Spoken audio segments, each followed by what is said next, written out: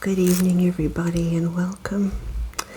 This evening I decided that I was going to go into the library and select a book to read to you. I've had just a couple of requests to do a story reading, and one of them was to do it by candlelight. So it's a cozy setup that I have, and I thought you could just all tuck up and sit back and relax and just listen to my voice reading you a story.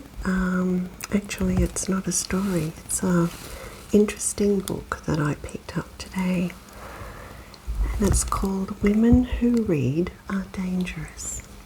It's an interesting title, but it talks about how in this day and age how reading is becoming a bit of the written word is becoming something that is of the past as everything becomes more digital.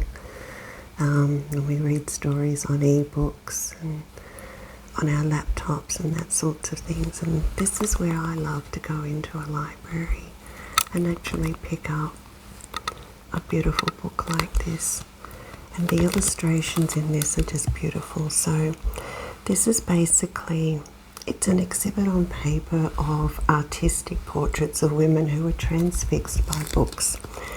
Now, with the title saying Women Who Read Are Dangerous, I think personally that they're thinking that an educated woman can be dangerous. But as you will see as we go along, some of the illustrations are just beautiful, and these are paintings. These have all been painted by wonderful artists. One of them, Vincent van Gogh, which you'll see in here as we get on further.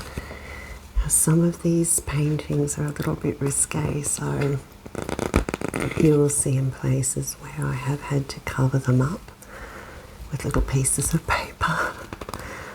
Especially in the Renaissance era, some of the artists drew their portraits as nudes reading a book. But anyway, I've catered for that, so we won't have any problems. But look at this. This is all a painting. This lovely lady who's just sitting there in a field of flowers, just reading a book quietly.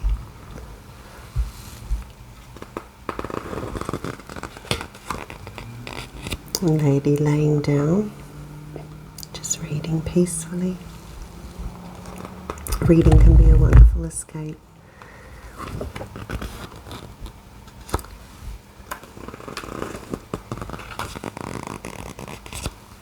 Isn't that an incredible portrait, a painting? I find that just such a work of art, so talented.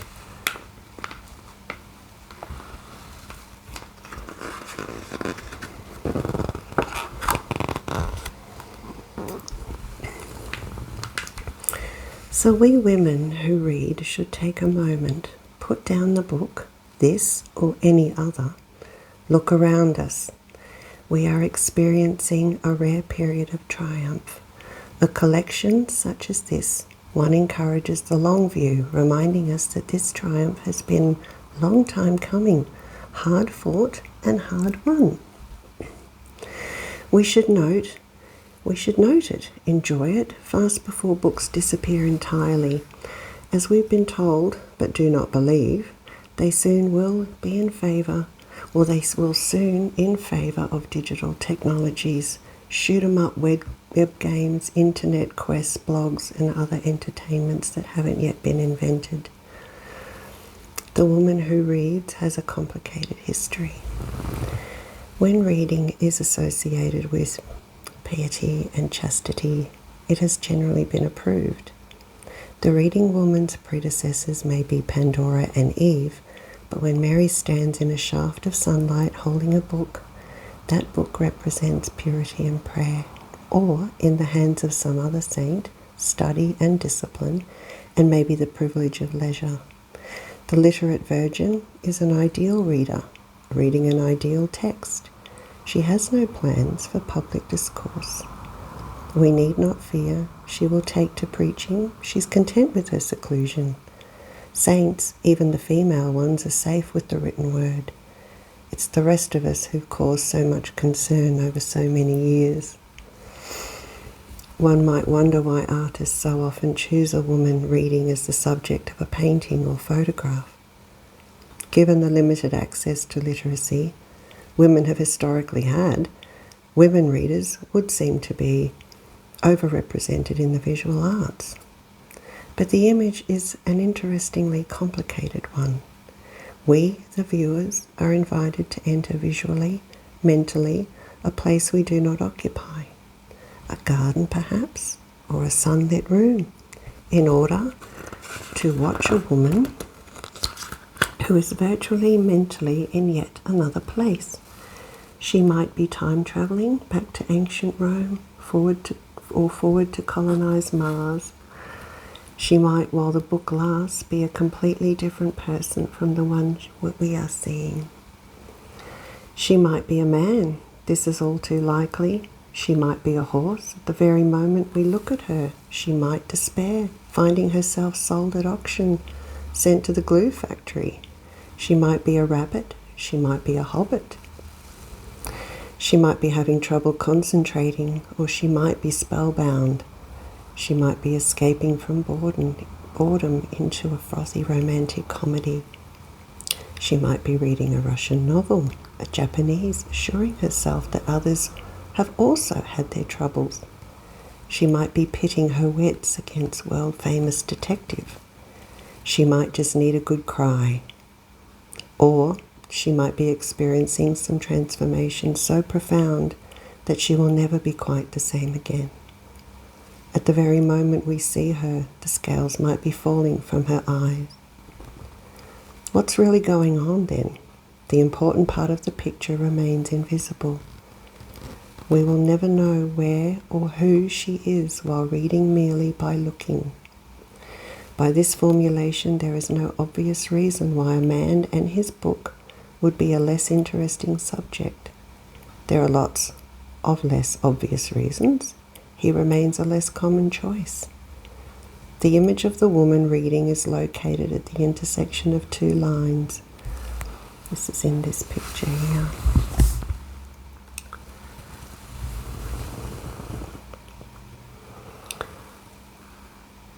The image of the woman reading is located at the intersection of two lines that would appear to have no intersection. Emily Dickinson's "There is a no frigate like a book to take us to lands far away" is one of those lines. The other is Thomas Newkirk's recent characterization of books as instruments of immobilization. The woman reader is perfectly still, pinned into place and completely unaware of us watching her. Simultaneously, she has escaped us entirely. Probably it's the voyeurism that interests some artists. For others, let's hope it's the escape. Certainly, historically, the possibility of a woman with a secret life has raised alarm. On one hand, on the plus side, as long as she is reading, she is not gossiping. She is not idle. She is not indulging in lewd thoughts. On the other hand, she is a very picture of idleness. Dinner is not being made. The dishes are not being washed.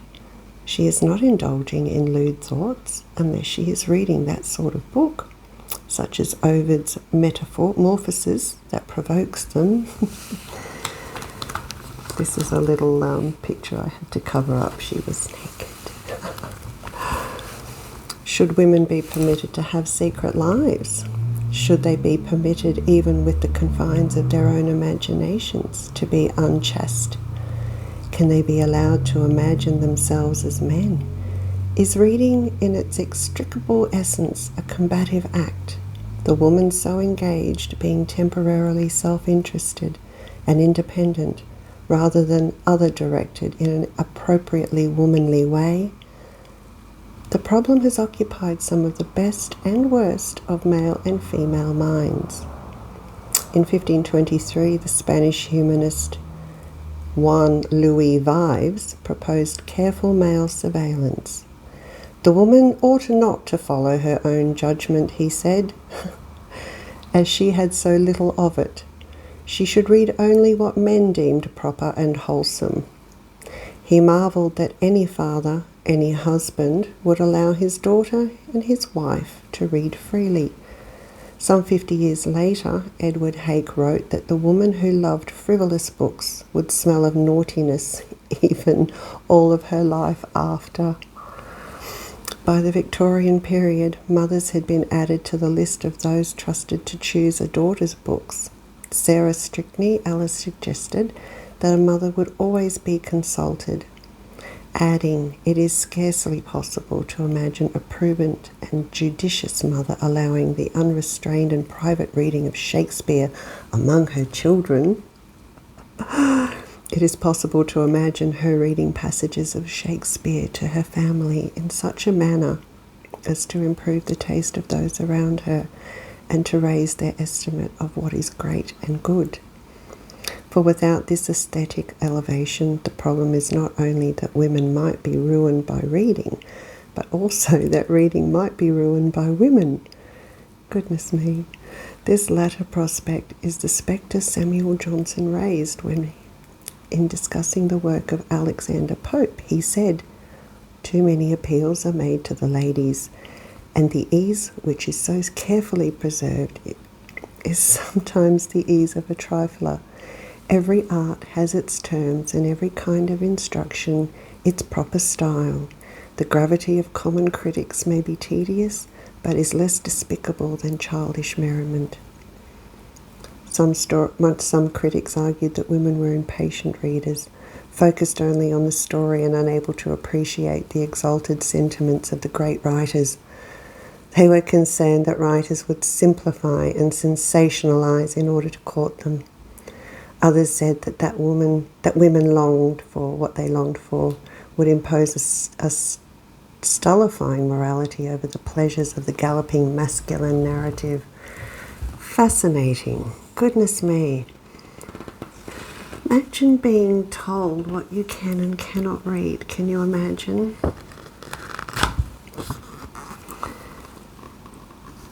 So this just goes on to explain how novels and, fantasy things like Nancy Drew and this sort of thing was starting to be frowned upon, but yet it's something that they could not stop people from reading, especially women. Educators were encouraged to include novels of the curriculum, fun facts, bathroom humour, fearless and aggressive protagonists, plenty of pictures, plenty of superheroes, quests and monsters. Though what girl doesn't like a book with those? Well, they know that's not really what the girls are interested in. One key ingredient is a father who reads, but apparently there aren't enough of those to go around. All this scrutiny, all this societal concern is no doubt very unpleasant for the boys. For us girls, it's a vacation from the admonishing and the advising and monitoring to which we are accustomed of what we are allowed to read. We must enjoy this time as such.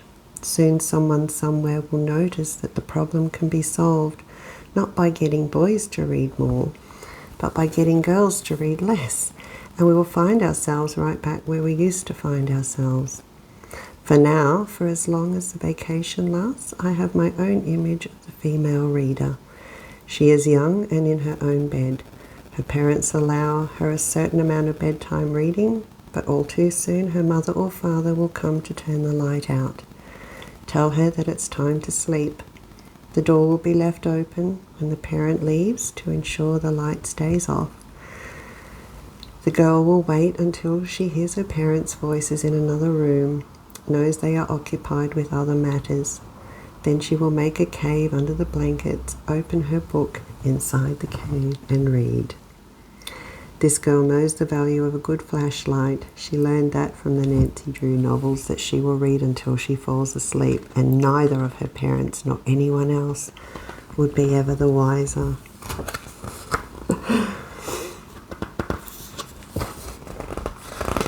So this goes on in different sections, saying that reading gives us pleasure and can transport us to other worlds. And it can, can't it? No one who has ever lost track of time and place while immersed in a book will argue with that. But the idea that reading should give us pleasure, indeed, that this is the main purpose, is relatively new. It was loosely established in the 17th century and then took root more strongly in the 18th.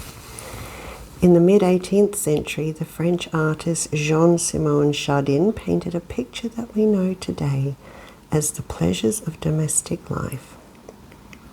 Chardin's picture shows a woman sitting comfortably in a large red high-backed chair, a soft cushion behind her and her feet resting on a footstool. This is the picture here.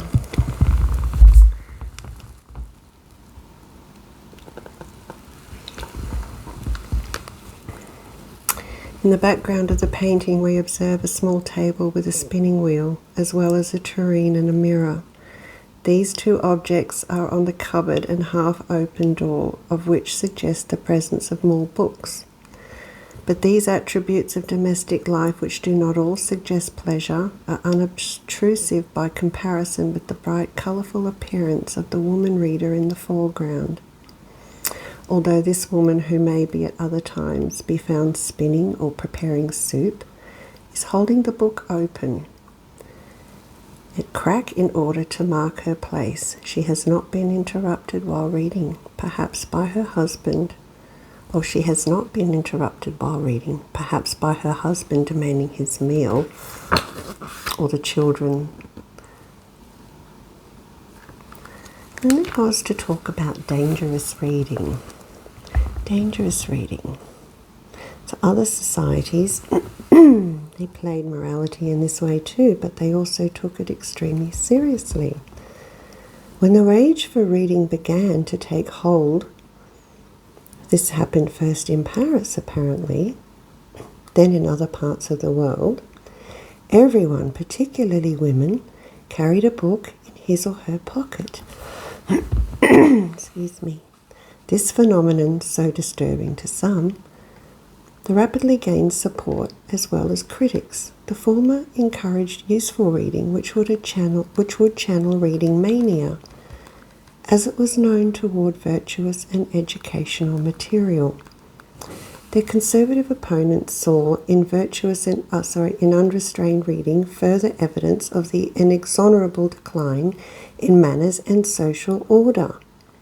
The Swiss bookseller Johann Georg Heinzmann, for example, regarded the excessive reading of novels as the second extreme phenomenon of the age after the French Revolution, claiming it had brought as much misfortune to people as families in secret as their terrible revolution had done in public. Even the proponents of the Enlightenment believed that unrestrained reading was damaging to society.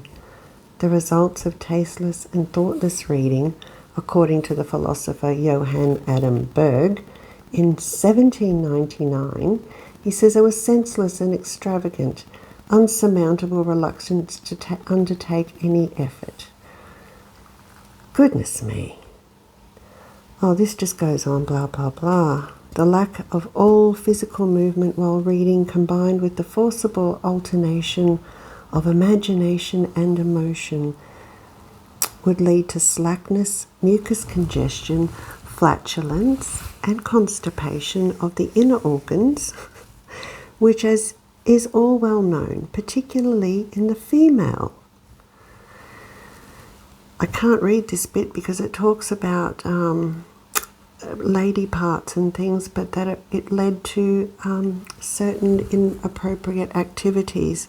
Isn't it crazy what people thought reading would lead women to do if they read too much? That they would become a little bit too risque. Goodness me.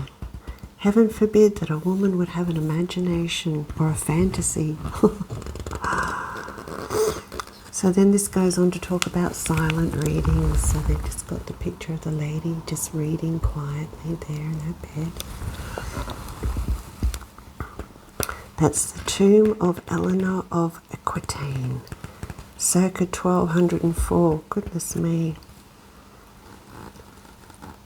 So they talk about this intensive, excessive reading.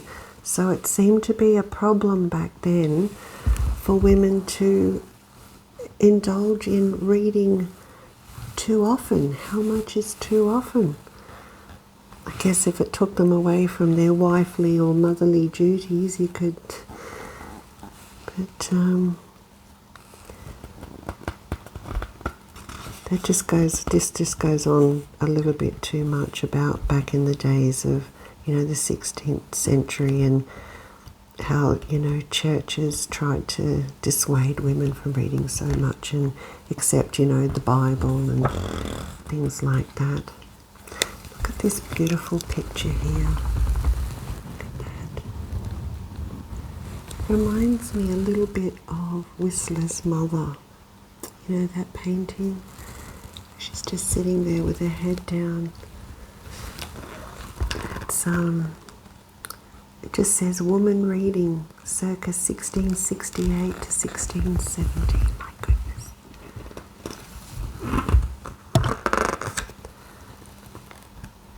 Anarchic reading. It's a beautiful countryside.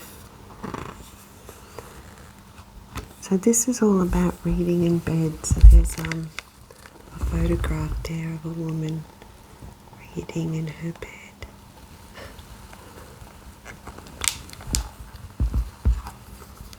Reading in bed.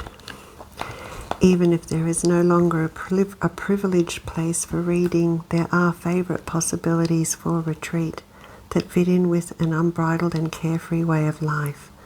One of these is bed, which has already played a prominent role in the description of Bettina von Arnim's room.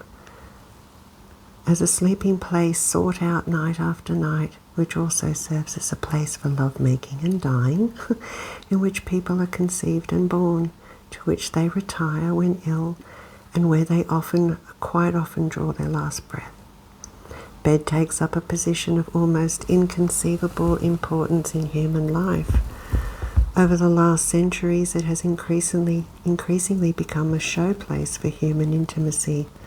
Since the mid-18th century, more and more paintings have depicted reading in bed as a new, typically female habit.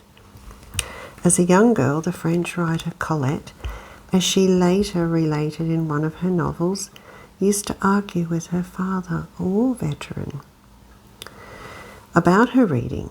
The problem was not that he forbade her to read certain books, rather, doubts about what passion in books had to do with daily life and whether certain books should be allowed into children's hands.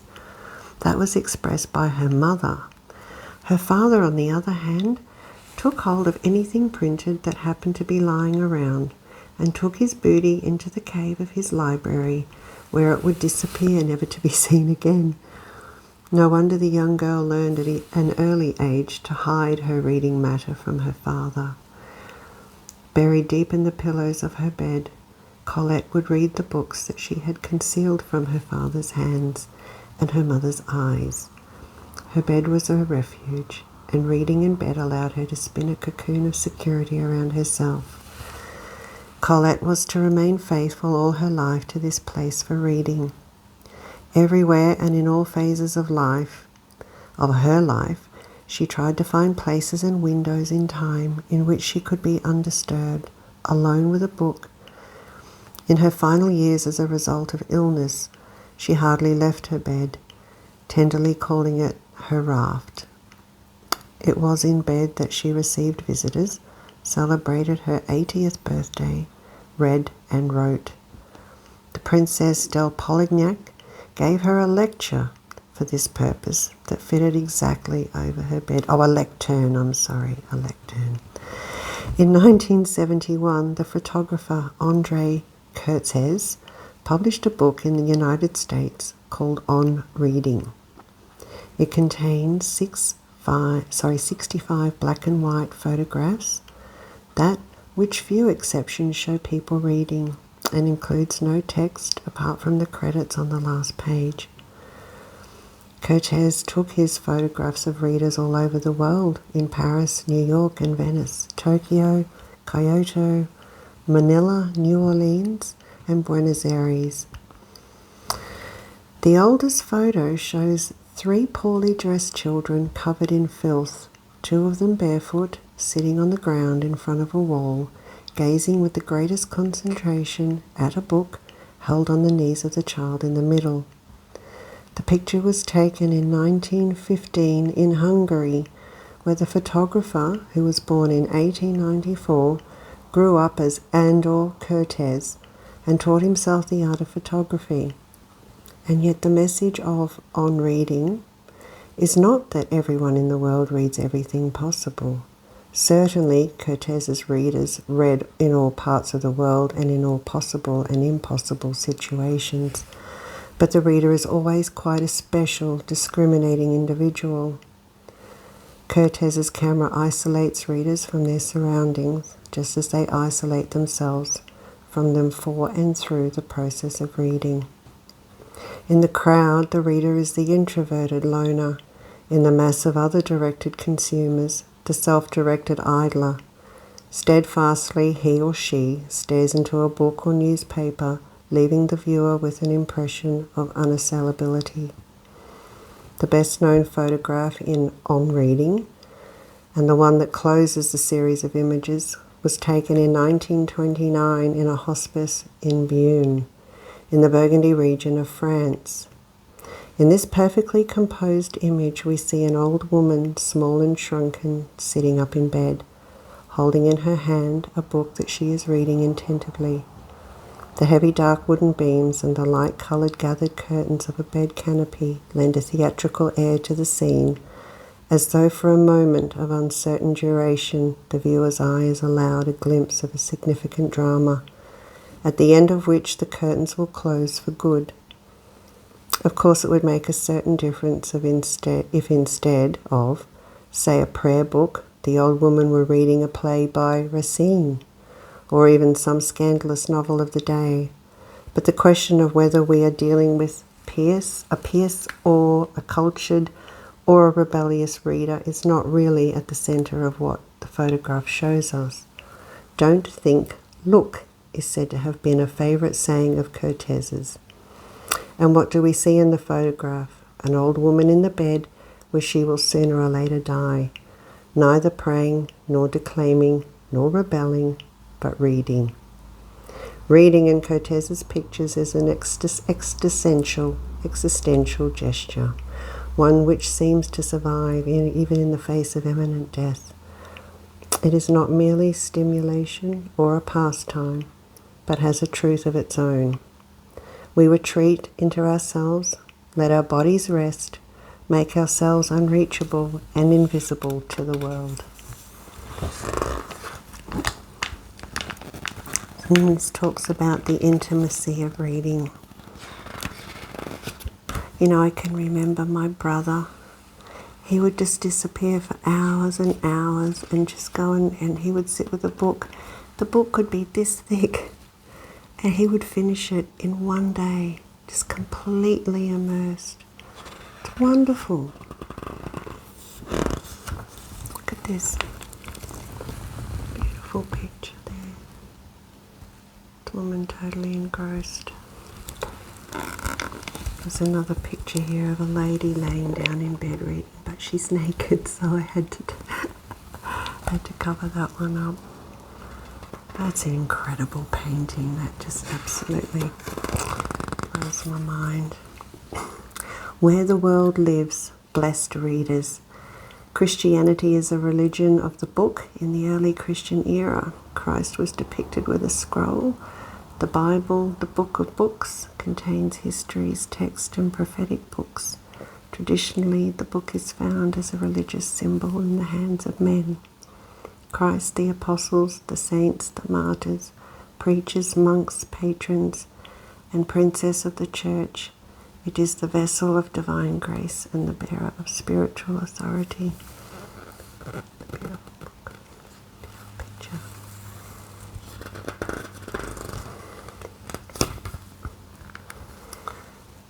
Another beautiful picture. painting there. So up to the 14th century, the Virgin Mary. So there she is. She has a book there.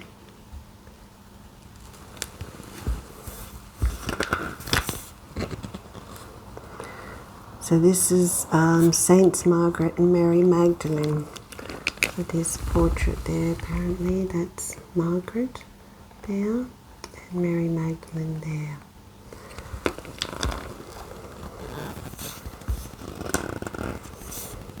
Hugo van der Goes did that painting. That's another portrait of Mary Magdalene there, reading.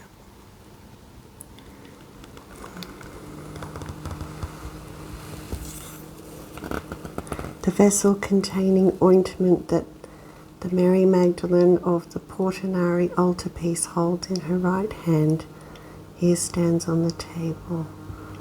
It is this attribute in particular that indicates that this young woman reading is another example of an embodiment of holiness. Mary Magdalene. Michelangelo. Quiet time alone was rarely to be had in European societies before the 16th century. Reading habits played a great part in the gradual formation of an intimate private sphere. A woman silently reading enters into a bond with the book that is outside the control of society and the immediate community. She acquires a free space, gaining for herself a sense of independence and self-esteem. And she begins to create her own picture of the world that does not necessarily correspond with that of the tradition or of men. Her own little world there. Intimate moments. These are brilliant paintings that men have drawn of women just reading books.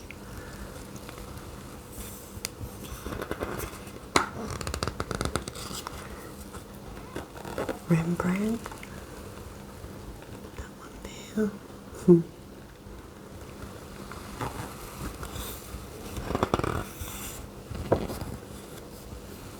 Young German woman with her suitor. There's still a book on the table.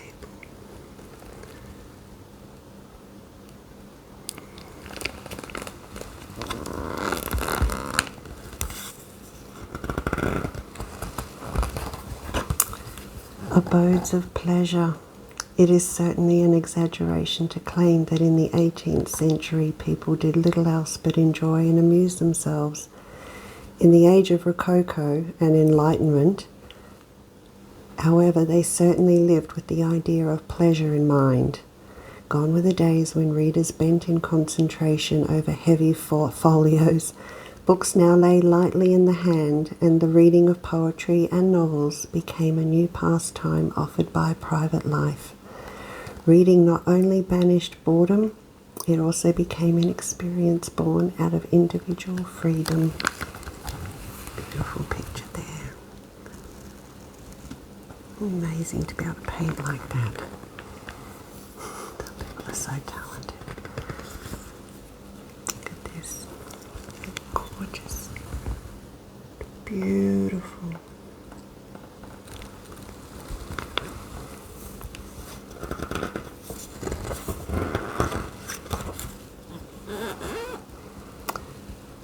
A proper woman of means. A woman of means. So 18th century romantic and a proper woman of means. This young woman dressed in the fashion of the day holds the book she is reading in a seemly manner. She would perhaps also hold a teacup with only 4 fingers, the little finger very slightly splayed out.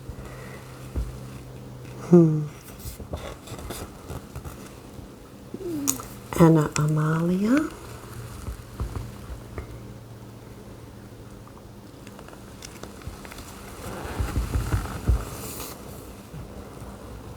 Johann Wolfgang.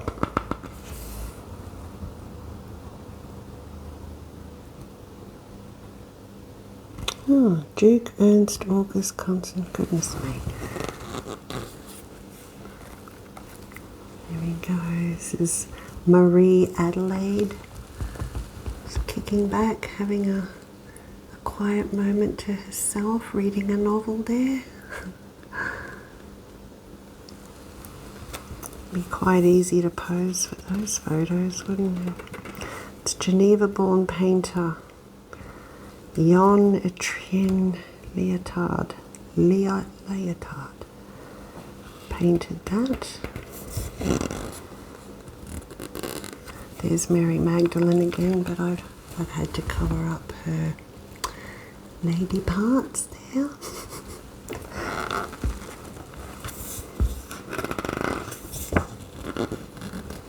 Hours of Delight. The word emphansum, which the critic and dramatist Gotthold Ephraim Lessing in 1768 proposed as a German equivalent to the English sentimental, quickly became a catchword among German speakers to describe the new type of emotional life that bourgeois society was nurturing. A central role was given to reading in the practice of sentiment. Reading now meant identifying with the emotions of another as expressed on paper, and thereby exploring and expanding the horizons of one's own emotional potential.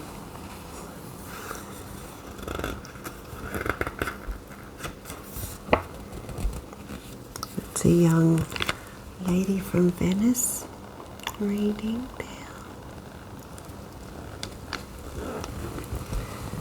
This young woman is entirely engrossed in her reading. Her blouse has slipped unnoticed from her shoulder. Her right hand, from which from time plays with her delicate necklace, it's pressed against her breast. The book takes her breath away. Is it because the story is so exciting that she simply has to know where it goes on? Perhaps, but above all, it's because her reading stimulates and enhances her potential for empathy. This inner excitement on the part of the reader is even reflected in the motion of the book. The pages that have been turned no longer lie flat together. The slight gaps between them are open to display the light. This painting derives its charm from the portrayal of inner emotion coinciding with outer passivity. The artist Franz Eibel, who in his entire life never left his native city of Vienna, had the best of entrees into society as a genre and portrait painter. He tended to portray idyllic scenes that are concerned with the everyday world. Yes, she does look very, very engrossed in what she's reading there, doesn't she? Beautiful.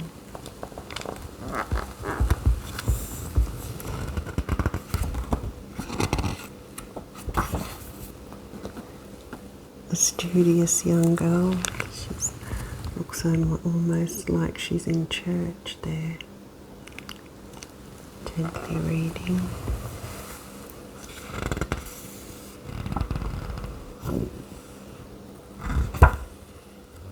Oh, these are beautiful. Look at these. Two sisters reading together.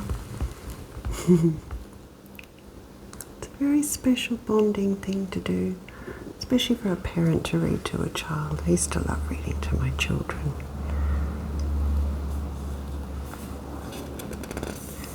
One shy, almost anxious and dreamy. The two daughters of his first marriage. Oh, okay. So Lawrence Alma Tadema, these were his children. Shows the sister in the corner of their father's house, in which, however, nothing tells us anything about their presence except the girls themselves. Ah, here we are. How lovely is this? A mother and her children. Isn't that beautiful? Sitting there sharing a story. It's just lovely. The image of woman that has been handed down to us from the 19th century is that of a repository of emotion, the place where she sows and tends the delicate plants of sentiment, pity and humanity is the family cell.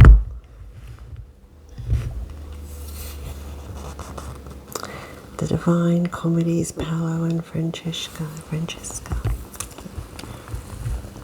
Two loves.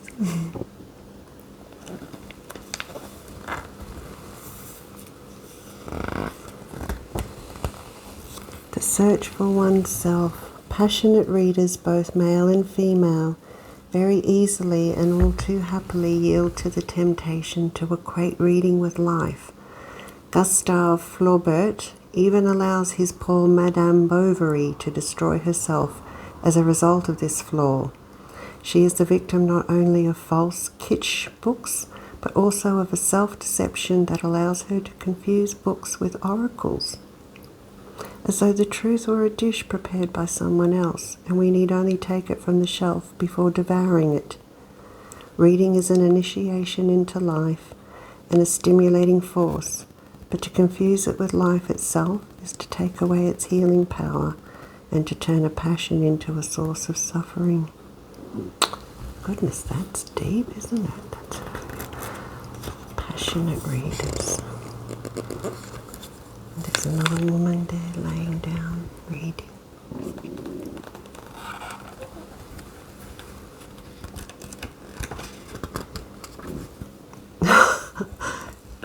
Looks almost passed out, this lady. She's had a pretty rough day, I'd say. Either that or it was a very, very exciting book that's left her pretty well. Oh, it says a young woman after a ball. Oh, she's just been to the ball. Come home exhausted. Oh, this lady's naked. I can't show you that one. I've got to cover up that one. These lovely pictures there. It's just lovely paintings of all these beautiful ladies reading. The custom of reading aloud to children has survived for a long time. Here, however, the painter has allowed several question marks to hover over this ideal of an intimate hour spent reading in the shade of a leafy overhanging tree.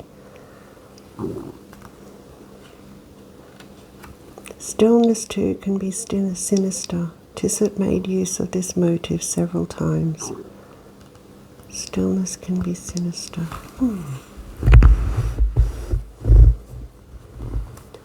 Oh, look at this, James Abbott McNeill Whistler. So this would be Whistler. Like we were talking about the picture before, remember I said reminded me of Whistler's mother. This must be, I don't know, I would imagine. The painter and engraver Whistler, who was born in the United States, worked in London and considered himself a Parisian, usually named his paintings after the dominant colour mood. Nocturne in blue and gold. I would only assume. It's a lady and her dog. Still got a book there. And a young Borgias woman reading there.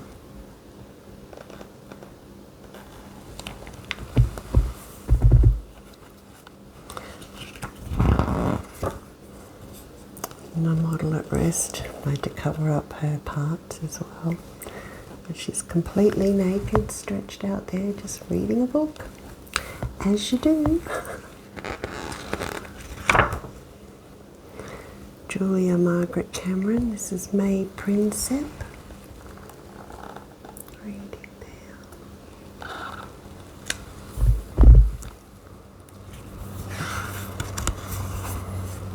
That's a Vincent van Gogh portrait of a woman. She's in deep thought there over what she's just read. Isn't it amazing how many portraits there are depicting women reading? That's the picture at the front of the book. It's just beautiful. That would be one of my favourites, that one. Just such a beautiful, peaceful country setting.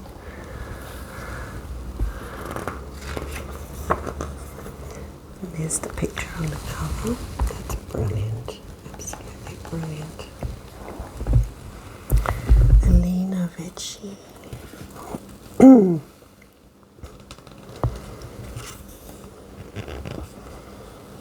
Little Escapes. Excuse me. Excuse me. In the 20th century, the book became a mass market product. Never before had books been so numerous and so inexpensive. It should have been a golden age of reading. However, the argument that books are becoming increasingly irrelevant compared to newspapers, movies, radio, television, and finally computers and the internet is true only when it comes to men. Women are reading not only more, but also in a different way. They are searching in books for the answers to the significant questions in life. Once a passion, reading now offers women the possibility of escape.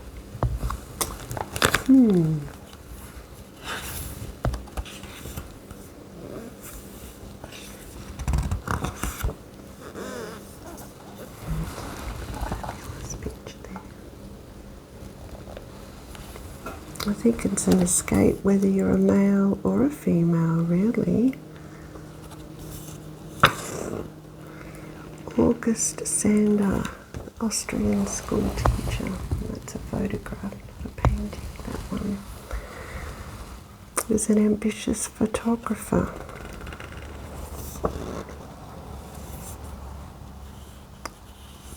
It's very old. I think that's a painting or a sketch.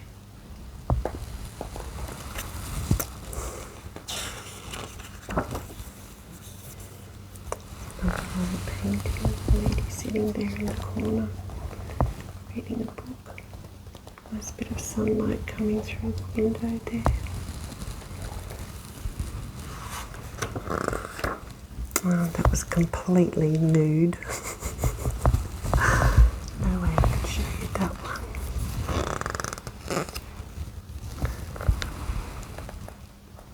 These are fantastic, these paintings are just absolutely brilliant. Two fashionable women in a big old library there.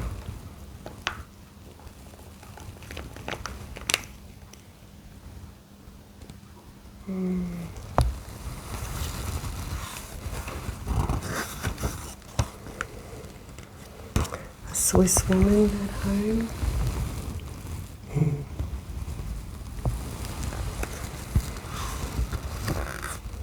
It's an interesting piece of artwork. I hope you're enjoying this. It's quite interesting, isn't it? She's completely naked as well.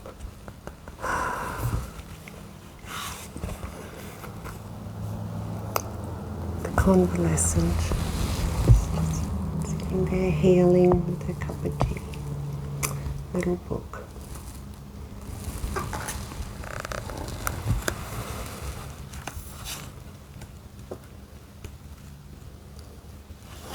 There's two lovely little sisters there sitting there reading a book together.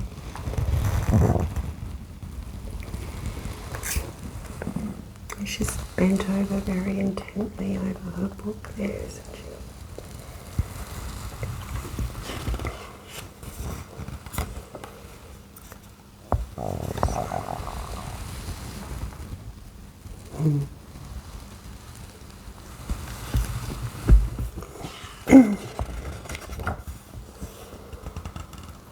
It's getting a little bit more modern times now.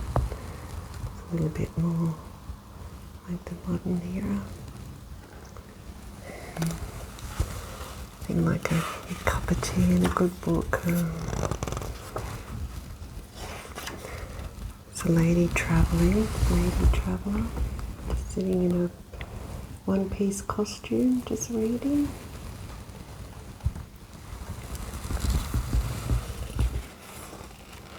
Hotel room, 1931. I'll just finish off with this picture here. Just read you about this lady and her best friend. So this is Lee Miller, 1907 to 1977. She was born in a small industrial town of Poughkeepsie in New York State. She moved to Paris in 1929, where she became a model, student and lover of Man Ray. It was not long before she had taken up a camera herself, had her own studio, and was taking photographs in a surrealist style. She later specialized in fashion and portrait photography. It was for her photographs from the last 2 years of the Second World War and of concentration camps after liberation, however, that Miller became internationally famous. In 1944 and 1945, she followed the American Army as a war reporter through Cologne, Frankfurt, Heidelberg, and in April 1945, she reached Buchenwald. She then travelled to Nuremberg and to Munich, where she installed herself in Hitler's private apartment on the day he committed suicide in his Berlin bunker. The photo taken by fellow photographer David Schoeman shows her in Hitler's bathtub. After Buchenwald and Dachau, where Miller photographed the murdered bodies heaped upon each other as well as she exhausted survivors, she is said to have never been the same again. This photograph dates from carefree days when all still seemed all right with the world. It shows Miller in her Paris studio with her best friend Tanya Ram. She was also from Poughkeepsie. They were both having breakfast in bed and reading the newspaper. The wall hanging behind them here, this picture here, by Jean Cocteau in the background, lends to a touch of melancholy to the generally cheerful scene. This is how one wants life to be and how it can never be again. The photograph was probably taken by Theodore Miller, who was Lee's father, and he was also a passionate photographer. Look at that. Oh,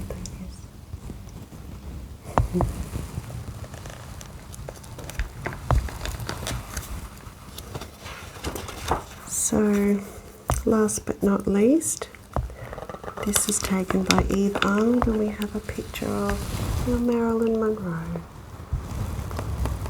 there. So the question, did she or didn't she, is almost unavoidable. Did Marilyn Monroe, the blonde sex symbol of the 20th century, read James Joyce's Ulysses, a 20th century icon of highbrow culture? Or was she only pretending? Was she actually reading? Or was she just pretending to read?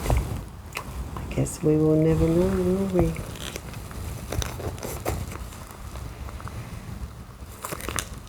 So that was very interesting. I think I really enjoyed the artwork more than anything. A little bit of history, but very beautiful artwork. So I hope that was relaxing for everybody.